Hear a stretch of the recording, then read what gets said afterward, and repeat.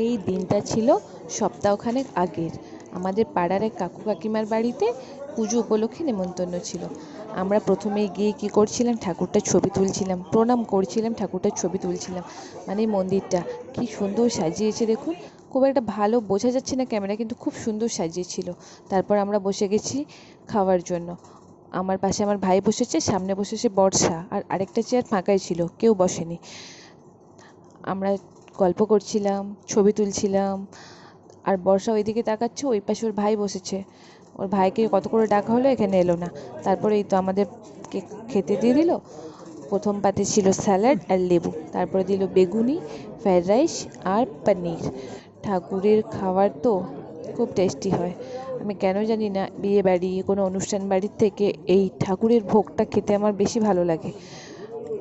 পুরোটাই নিরামিষ হয়, কিন্তু তাও যেন এক অদ্ভুত টেস্ট হয়, অন্য সব কিছুকে বিট করে দেবে এই টেস্ট।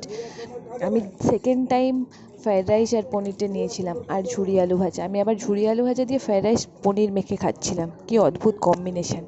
তারপর ভাত দিল, ভাতের পাতে শুক্তো, শুক্তোতে আমার একটা গোটা বড়ি পড়েছে, আর তারপর ডাল।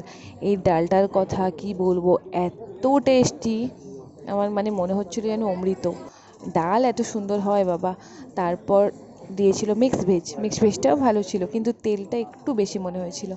তারপর পটল দিল, পটলের পোস্ত, শেষ পাতে চাটনি। চাটনিটা কাঁচা আমের ছিল, গরম পড়েছে তো, টক টক চাটনি ছিল, মিষ্টি ছিল না, বেশ ভালো লাগছিল। তারপর দিয়েছিল পাঁপড়, পাঁপড় দিয়ে চাটনি মেখে খাওয়া হয়ে গেল। আর আমরা খাচ্ছি কম, গল্প করছি বেশি, আর বর্ষা সারাক্ষণ সেই দিকে দেখছে। আর তারপর দিয়ে দিল পায়েস। পায়েসটা একটু মিষ্টি বেশি ছিল মনে হলো, যারা মিষ্টি খায় তাদের জন্য ঠিক আছে।